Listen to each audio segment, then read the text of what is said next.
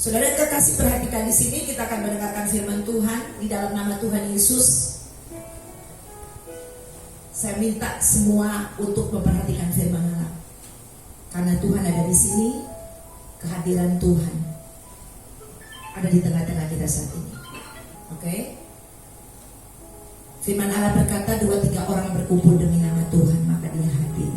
Dia ada di sini, saudara. Dia ada di tengah-tengah kita.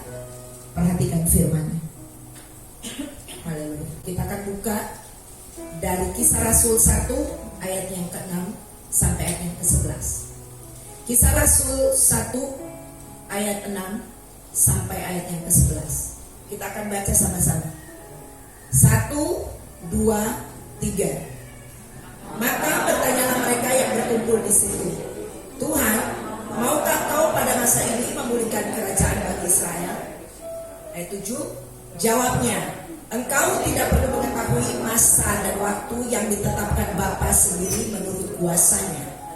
Ayat 8, tetapi kamu akan menerima kuasa kalau Roh Kudus turun ke atas kamu, dan kamu akan menjadi saksiku di Yerusalem dan di seluruh Yudea dan Samaria dan sampai ke ujung bumi. Ayat 9, sesudah Ia mengatakan demikian, terangkatlah Ia disaksikan oleh mereka, dan awan menutupi dari pandangan mereka. 10. Ketika mereka sedang menatap ke langit, waktu Ia naik itu, tiba-tiba berdirilah 2 orang yang berpakaian putih dekat mereka. Ayat 11, dan berkata kepada mereka, hai orang-orang Galilea, mengapakah kamu berdiri melihat ke langit? Yesus ini yang terangkat ke surga meninggalkan kamu akan datang kembali dengan cara yang sama, seperti kamu melihat Dia naik ke surga. Judul khotbah saya pada hari ini adalah orang percaya dipanggil untuk menjadi saksi Tuhan. Sekali lagi, orang percaya dipanggil untuk menjadi saksi Tuhan. Saudara yang kekasih, setiap orang percaya wajib menjadi saksi Tuhan. Mandatori, harus, tidak bisa tidak. Setiap orang percaya yang telah ditebus oleh darah Yesus, yang telah menjadi milik Yesus, yang menamakan dirinya umat Tuhan Yesus atau umat Allah, wajib atau mutlak menjadi saksi Tuhan. Karena itulah kita ada di dunia ini. Saudara tahu peristiwa Yesus ada di kayu salib. Di sebelah Tuhan Yesus ada seorang penjahat sebelah kiri dan kanan. Dan yang satu berkata kepada Tuhan Yesus bahwa Tuhan, ingatlah akan aku kalau kelak Engkau datang kembali. Dan Tuhan berkata, pada hari ini juga Engkau sudah ada bersama-sama dengan aku di Firdaus.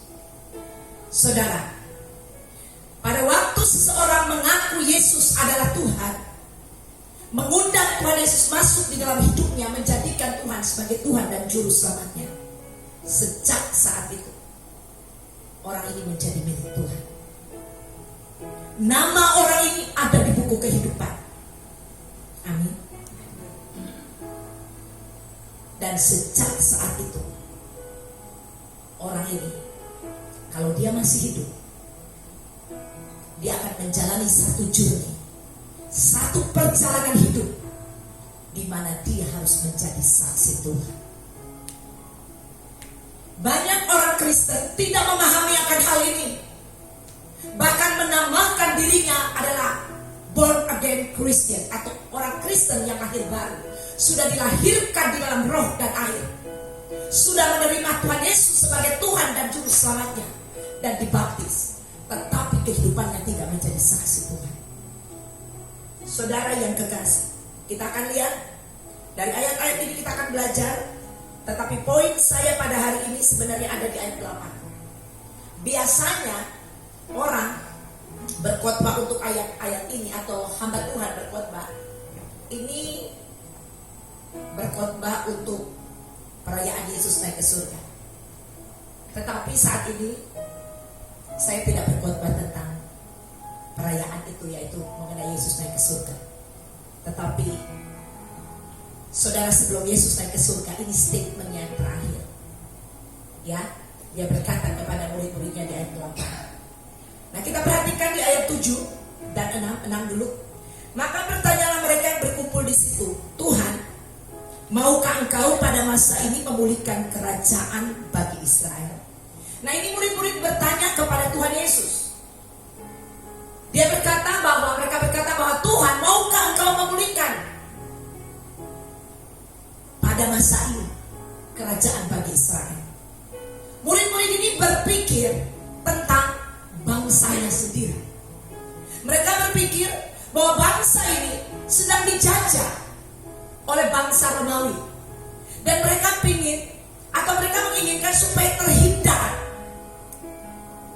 dari serangan atau dari penjajahan bangsa Romawi. Tetapi Yesus tidak berpikir tentang itu. Yesus sedang mau menerangkan kepada mereka atau mau memberitahu kepada mereka tentang ayat 7 ini. Kita akan lihat. Perhatikan ayat 7. Jawabnya, engkau tidak perlu mengetahui masa dan waktu yang ditetapkan Bapa sendiri menurut kuasanya. Nah, Tuhan Yesus memberitahu kepada murid-muridnya bahwa kamu tidak perlu mengetahui tentang masa dan waktu. Kalau Anda baca dari ayat 6 dan ke-7, seolah-olah itu ada hubungan. Seolah-olah Yesus sedang berkata kepada mereka bahwa, hai murid-murid, bahwa engkau tidak perlu mengetahui masa dan waktu nanti bangsa Romawi ini akan pergi atau akan dikalahkan atau akan dihancurkan oleh Tuhan. Tapi di sini Tuhan sedang berbicara secara spiritual kepada bangsa ini, kepada murid-muridnya. Dia sedang berbicara dikatakan jawabnya, engkau tidak perlu mengetahui masa dan waktu yang ditetapkan Bapa sendiri menurut kuasanya. Tuhan sedang berbicara satu pemulihan daripada umat Allah, bangsa kepunyaan Allah. Mereka harus dipimpin oleh Roh Kudus sehingga mereka bisa menjadi saksi Tuhan. Tetapi murid-murid tidak mengerti. Karena apa, saudara kekasih? Karena murid-murid belum menerima Roh Kudus. Peristiwa ini terjadi di Kisah Rasul 1 pada waktu Yesus naik ke surga. Yesus berkata, kita lihat di ayat 8, tetapi kamu akan menerima kuasa kalau Roh Kudus turun ke atas kamu, dan kamu akan menjadi saksiku di Yerusalem dan di seluruh Yudea dan Samaria dan sampai ke ujung bumi. Nah, kalau saudara lihat sekarang dari ayat 6, 7 dan 8, ya, itu tidak nyambung kan? Tidak nyambung ayat 6, benar? Nggak nyambung di jawabannya di ayat 8 ini. Benar, saudara kekasih? Karena yang dimaksud oleh Tuhan, dia sedang berbicara tentang spiritual. Tetapi sekali lagi, umat Israel ini atau murid-murid Tuhan berbicara tentang hal-hal yang jasmani. Saudara, kadang pada waktu kita menghampiri Allah dengan pikiran manusia kita, sehingga kita melihat Tuhan dari kacamata manusia kita. Kalau kita melihat Tuhan dari kacamata manusia kita, itu sangat terbatas.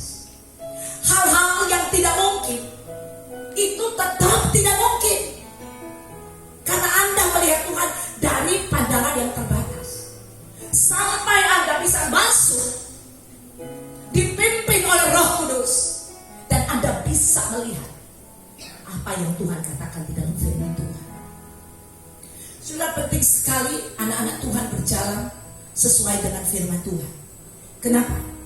Karena kalau kita tidak berjalan sesuai dengan firman Tuhan, saudara, Anda dengan mudah, dengan gampang akan diterkam oleh yang namanya singa yang mengaum-ngaum, yaitu iblis. Saudara, perhatikan. Hari-hari ini siapapun kita, saya tahu ada situasi dan keadaan yang kita hadapi yang terkadang melampaui akal dan pikiran kita. Akal sudah dicoba, pikiran sudah dicoba, tetapi situasinya tidak berubah. Saudara, sebenarnya sejak dari dulu Tuhan tidak pernah men-suggest Anda atau memberikan saran kepada Anda untuk mengandalkan nalar dan pikiran kita. Tapi Tuhan berkata, apapun yang kau lakukan, kau harus lakukan dengan iman. Ada amin? Saudara, iman lawannya, ada yang tahu apa? Iman lawannya logika. Logika lawannya iman. Logika itu selalu membawa kita kepada bukti, tetapi iman membawa kita kepada bukti yang tidak kelihatan. Ada amin. Orang percaya harus hidup di dalam bukti yang tidak kelihatan.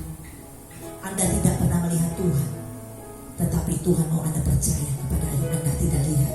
Amin. Amin. Bukan berarti Tuhan tidak ada, Dia ada. Amin. Tapi kita tidak dapat melihat. Saudara, orang Kristen berjalan dengan iman. Dan iman yang tidak kelihatan itu, atau yang kita percaya yang tidak kelihatan, bukan berarti Anda tidak akan pernah melihat. Apa yang Anda percaya itu menjadi kenyataan. Tetapi justru kalau Anda berangkat dari iman kepada Kristus yang Anda tidak lihat, dan Anda akan melihat kenyataan itu pasti akan terjadi di dalam hidup. Ada apa? Tapi banyak orang percaya tetap mengikuti logikanya. Saudara, firman Tuhan berkata kepada murid-muridnya, kamu akan menerima kuasa kalau Roh Kudus turun ke atas kamu. Sejak kita menerima Tuhan Yesus sebagai Tuhan dan Juru Selamat pribadi kita, Roh Kudus telah masuk dalam hidup kita. Ada amin. Roh Kudus telah menempati hidup Anda dan saya, menjadi rumahnya. Kalau Anda ditanya, di mana alamat Roh Kudus? Di mana?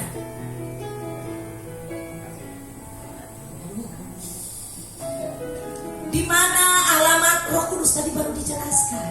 Di mana? Waduh, ini nilainya semua nih kalau di kuliah. Ulang lagi. Saudara, tadi saya sudah katakan, pada waktu kita mengundang Roh Kudus masuk dalam hidup kita, Roh Kudus ada dalam hidup kita.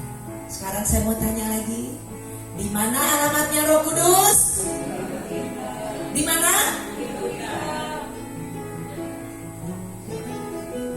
Tolong saudara, ini bukan hanya Anda jawab hari ini, tapi Anda harus percaya bahwa Dia ada di dalam hidup kita. Pada waktu Anda tidur, Dia ada di dalam hidupmu. Pada waktu Anda bangun, Dia ada di dalam hidupmu. Pada waktu Anda menghadapi situasi dan keadaan, Dia ada di dalam hidupmu. Waduh, gak ada amin. Saudara, arti amin apa? Artinya saya setuju dengan firman Allah. Katakan amin. Saudara, orang yang punya Roh Kudus itu punya roh yang dikatakan firman Allah, roh yang menyala-nyala. Amin. Iblis gak takut ada punya Roh Kudus kalau Roh Kudus itu gak menyala-nyala dalam hidupmu. Banyak orang percaya tidak mengizinkan Roh Kudus bekerja di dalam hidupnya.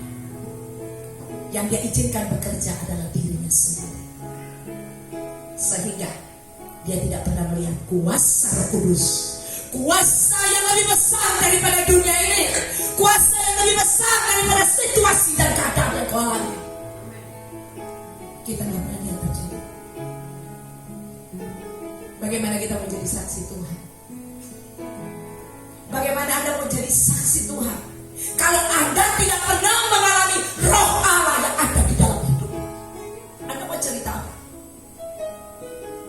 Saudara, kalau Anda dipanggil di satu pengadilan menjadi saksi, yang pertama, kenapa Anda dipanggil?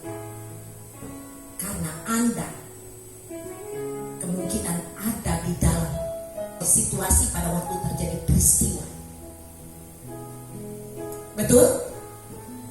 Yang berikutnya, Anda dipanggil karena Anda mengetahui, paling tidak mengetahui. Betul? Gak mungkin Anda dipanggil sampai di sana Anda gak pernah tahu ada cerita itu, atau Anda gak pernah saksikan, Anda gak pernah lihat pada waktu peristiwa itu terjadi. Benar? Gak mungkin. Gak mungkin dipanggil Pak Julis masuk.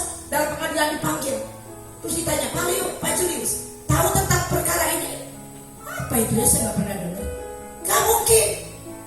Dia dipanggil sebagai saksi karena yang memanggil dia telah punya data-data bahwa dia mengetahui, paling tidak mengetahui tentang kejadian yang terjadi. Benar? Tentang case yang dibawa di pengadilan. Paling tidak itu. Saudara, banyak orang Kristen tidak menjadi saksi Tuhan karena tidak mengerti firman Allah. Tidak mengetahui kebenaran firman Allah. Tidak mengerti siapa dirinya di hadapan Allah. Tidak mengerti tujuan hidupnya di hadapan Allah. Kalau Anda tidak mengetahui, Anda gak mungkin menjadi saksi Tuhan. Saudara, kalau kita baca berita ini adalah pesan terakhir daripada Tuhan. Dan ingat baik-baik, dikatakan di sini, tetapi kamu akan menerima kuasa, ada kuasa. Kalau Roh Kudus turun ke atas kamu, dan kamu akan menjadi saksiku. Perhatikan, Anda tidak pernah meminta kepada Tuhan untuk mengirim Roh Kudus kepada Anda. Betul? Kalau Anda lihat peristiwa ini pertama kali Roh Kudus dicurahkan, murid-murid tidak meminta kepada Tuhan, Tuhan kami butuh Roh Kudus. Tetapi Tuhan menyediakan Roh Kudus sebagai roh penolong buat mereka. Ada amin? Karena Tuhan tahu murid-muridnya tidak mungkin bisa pergi menjangkau dunia ini tanpa kuasa Roh Kudus. Murid-murid tidak mungkin menjadi saksi tanpa kuasa Roh Kudus. Makanya kuasa ini diberikan, Roh Kudus diberikan sehingga murid-murid mempunyai kuasa. Saudara, siapa di sini yang menamakan murid Tuhan? Setiap orang yang percaya kepada Tuhan Yesus, yang telah menerima Dia sebagai Tuhan dan Juru Selamat, engkau adalah murid Tuhan. Karena target Tuhan adalah murid.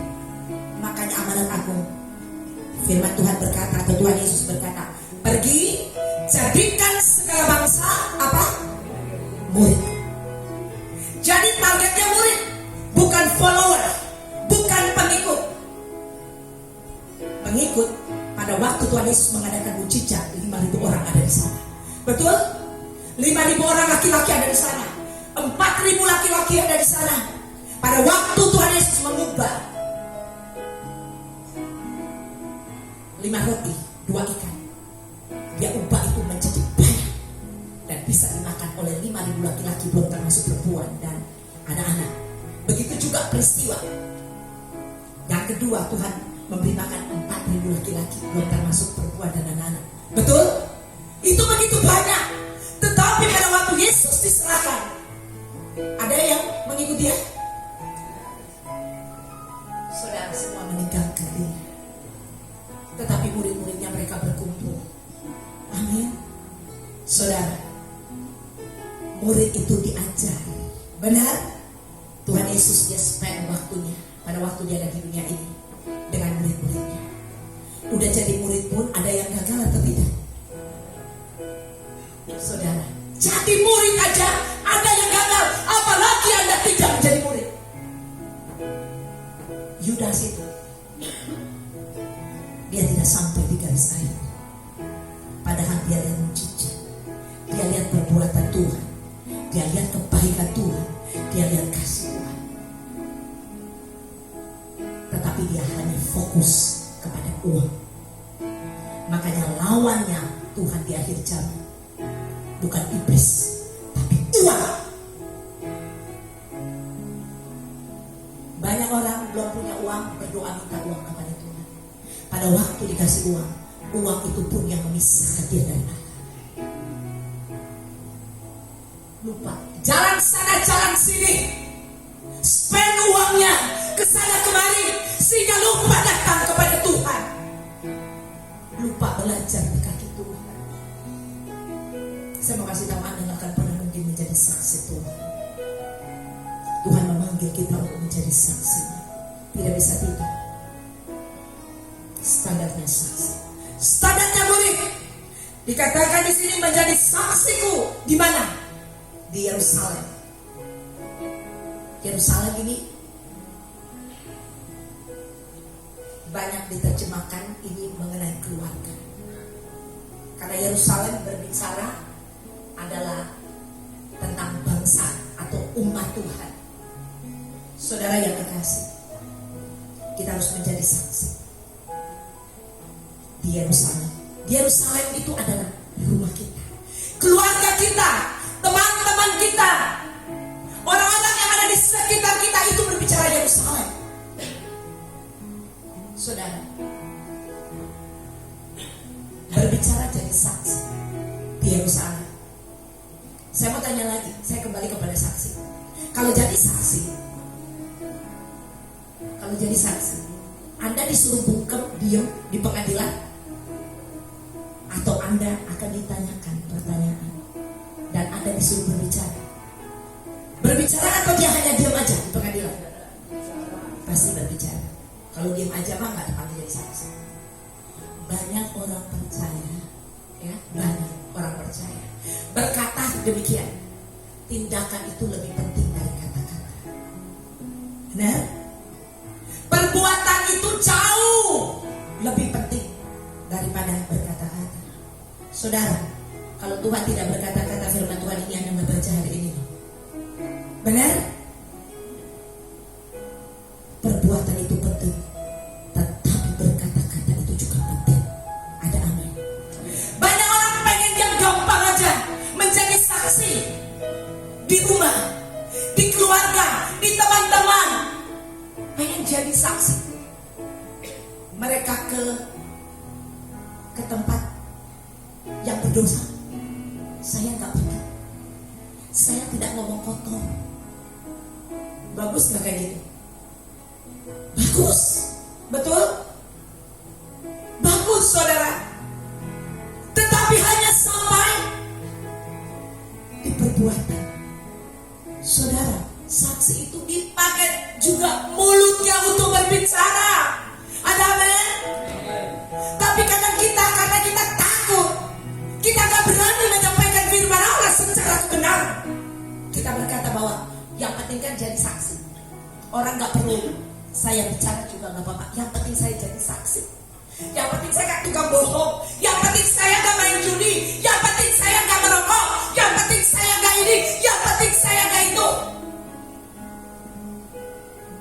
Saudara, menjadi saksi bukan sekedar demikian, tapi menjadi saksi berbicara engkau harus menyampaikan kabar baik itu juga. Amin. Beresiko nggak? Ada resiko terkadang. Tetapi 12 murid-murid Tuhan bukan Yudas. Yudas sudah digantikan. Mereka mati syahid, kecuali Yohanes. Dia digoreng tapi tidak mati, dan dia dibuang di Pulau Patmos. Di sana, di hari tua dia disuruh kerja paksa, tetapi dia menyelesaikan pertandingan itu dengan baik. Dia mendengar pewahyuan yang kita baca pada hari ini, kitab Wahyu menceritakan tentang akhir zaman. Saudara yang kekasih, saya akan pusatkan di ayat 8 ini. Minggu depan saya tidak berkhotbah fisik di sini, tapi kita akan berkhotbah di layar. Saya nggak pakai ayat ini, Tuhan aja kan kelihatan. Jadi kita juga nggak perlu ada di sini. Kita sedang berdoa, amin, supaya Tuhan nanti akan mengirim seseorang, nanti akan bertanggung jawab di jemaat ini. Amin. Ada amin? Amin. Saudara yang kekasih, kalau Anda belajar tentang firman Allah, Paulus itu dia membuka begitu banyak jemaat. Jemaat di Filipi, jemaat di Kolose, jemaat di Tesalonika, jemaat di Galatia. Ada begitu jemaat dia buka. Dan itu diperhitungkan bahwa hampir seorang diri dia memenangkan Asia kecil buat Tuhan. Amin. Saudara yang kekasih, saya mau katakan kepada Anda, hidup ini singkat. Hidup ini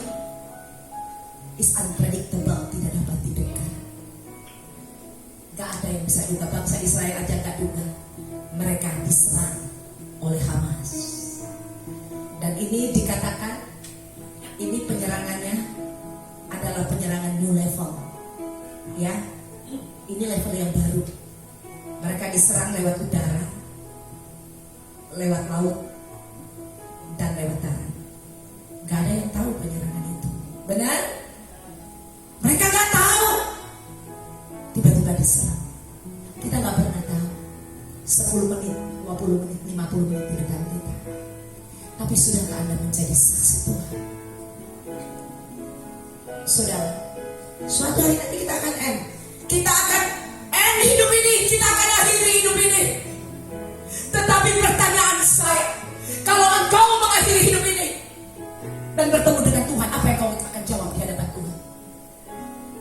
Apa yang kau lakukan selama kau hidup? Sudahkah kau menjadi saksi Tuhan?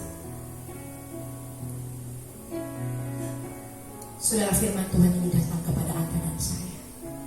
Firman Tuhan itu bukan hanya untuk Anda, tapi ini untuk saya dan Anda. Dikatakan kita harus menjadi saksi bukan hanya di keluarga kita, di Yerusalem, teman-teman dekat kita, tapi dikatakan dan di seluruh Yudea, Samaria, dan sampai kalau baca ujung bumi kayak pelan banget karena nggak mau diutus ya. Sampai kemana? Banyak sekali orang berdoa, apalagi kalau kita lagi doa syafaat ya. Tuhan, tolong Tuhan, berkati para misioneri yang ada di ujung dunia sana, yang di pedalaman, di Afrika, di pedalaman Papua. Tuhan, tolong mereka. Terus kita ngapain? Utuslah Bu Desi, pakai Pastor Desi, supaya Pastor Desi dapat memenangkan jiwa buat kerajaan Allah. Lebih banyak lagi. Saya sering banget didoain kayak gitu. Dan yang doain jemaat, nggak di Amerika, nggak di jemaat online, nggak di jemaat Jakarta, doain saya gitu. Pakai Pastor Desi, saya terima dalam nama Yesus. Terus Anda gimana? Hah? Pakailah saya, utuslah dia. Saudara yang kasih, Tuhan gak akan pernah memaksa kehendaknya jadi kepada Anda. Tapi suatu hari nanti Anda tidak bisa mengelak kalau waktu Anda tiba. Anda gak bisa bilang, kata Hairul Anwar, aku mau hidup 1000 tahun lagi. Gak ada puisi kayak gini. Amin. Gak ada. Yang ada kerajaan 1000 tahun. Ya. Siapa yang mau ke kerajaan 1000 tahun?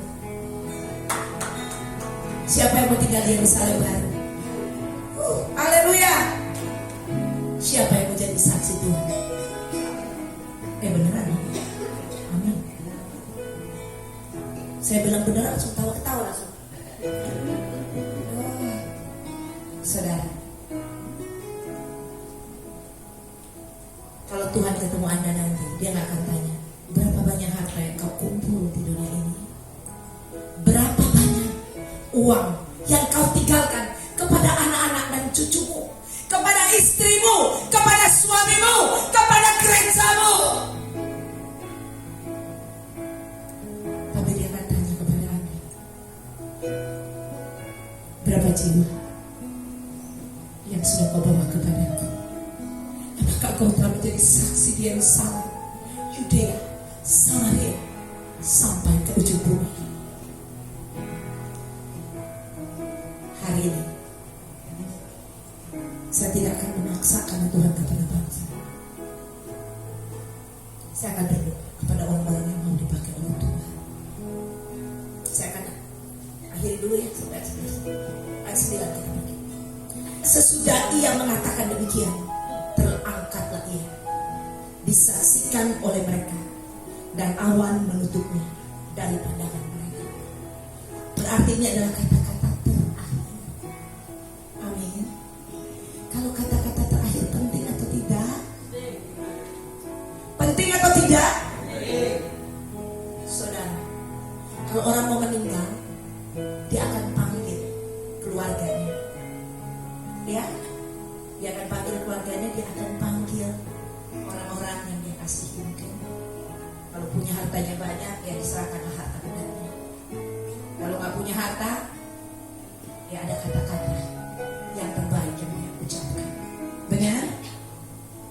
nggak mungkin dia mau nanya sama kamu, ya mau pesan terakhir nih.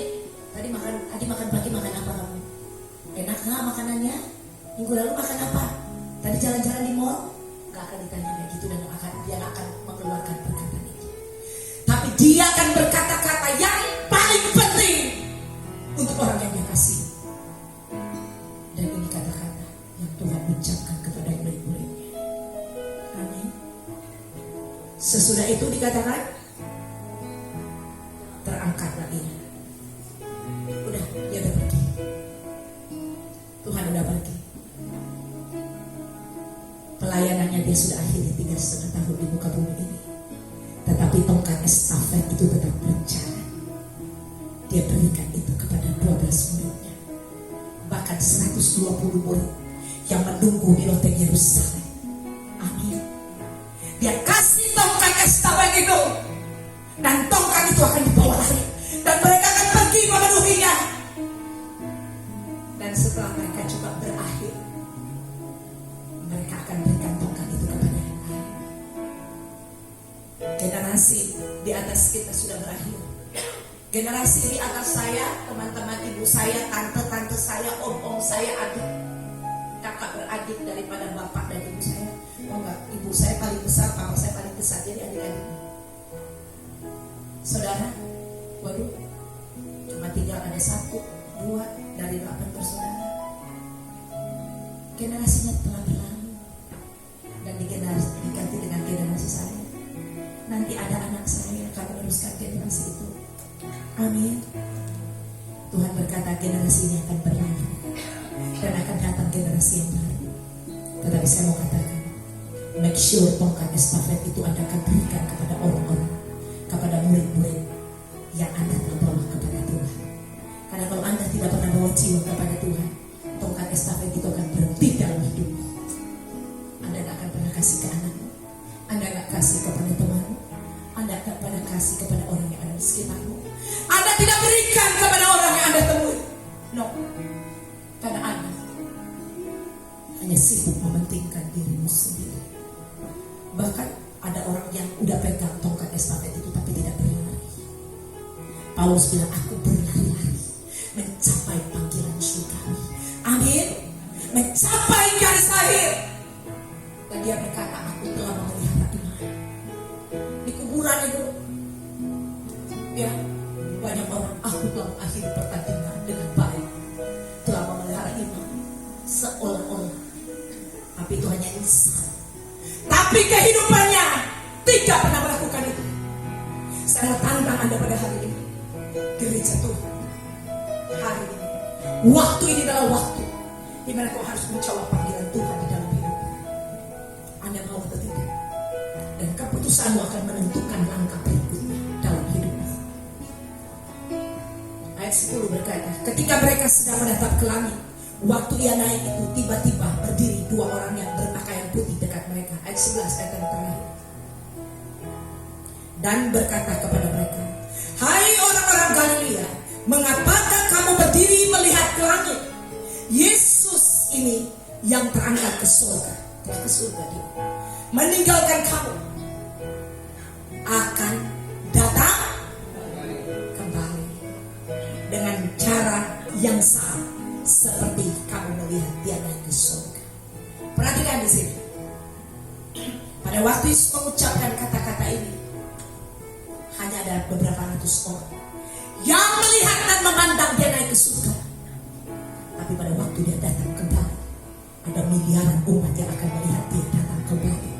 Ada amin? Dikatakan, semua lidah akan mengaku, semua lutut akan bertelut, Yesus adalah Tuhan.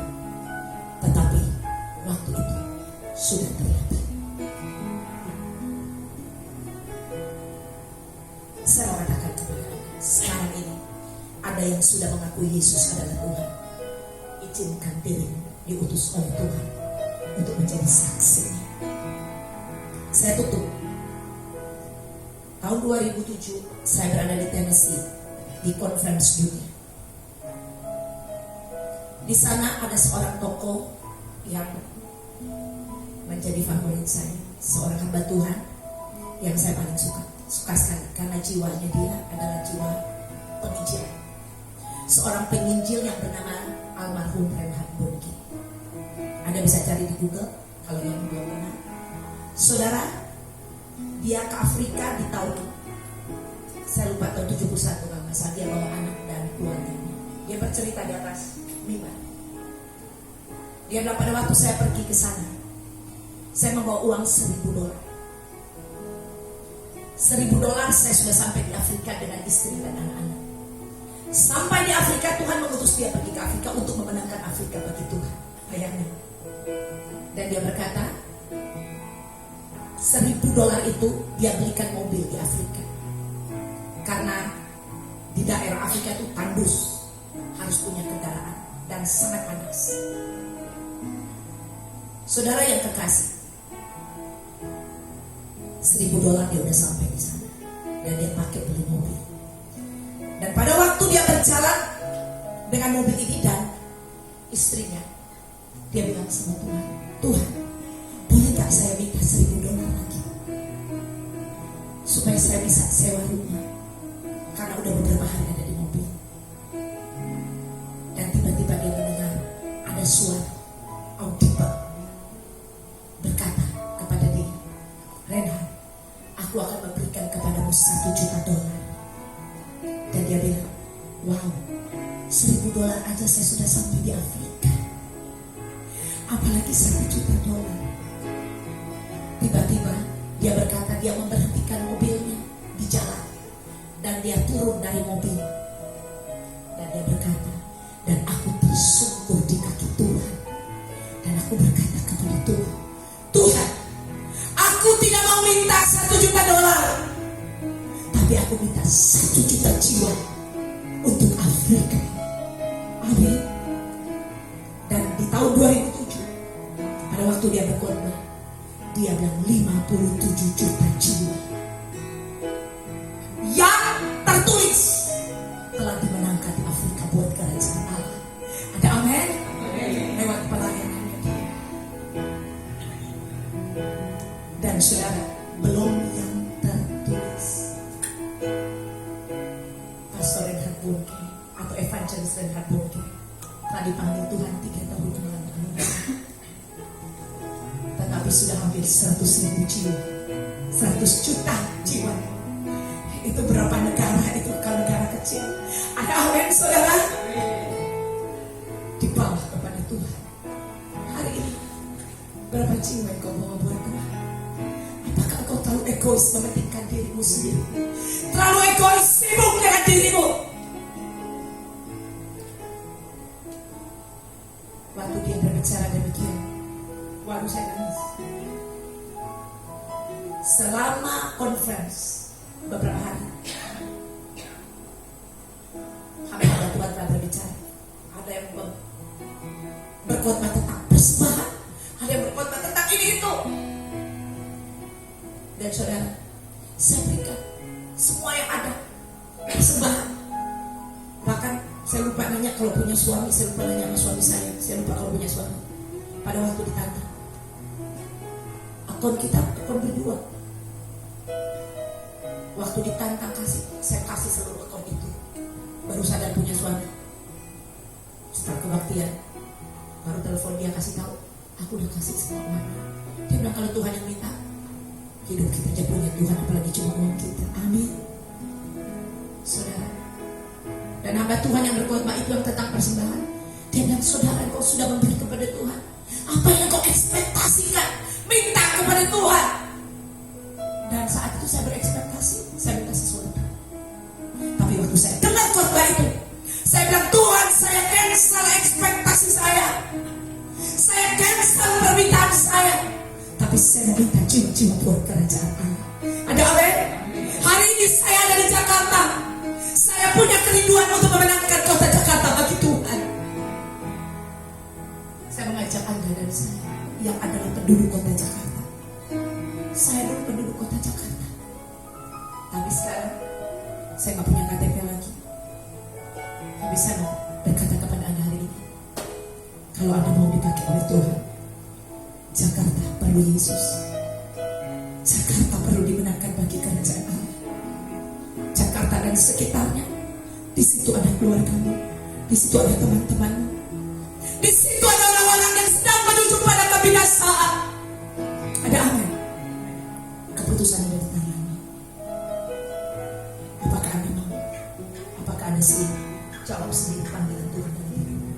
Anda tidak perlu jadi seperti saya, jadi hamba Tuhan yang full time. Tapi Anda cukup berikan hidup kepada Tuhan. Nilainya sama. Saya gak lebih baik dari Anda, Anda gak lebih baik dari saya. Amin. Nilainya sama di hadapan Tuhan. Yang mau didoakan, silakan bangkit.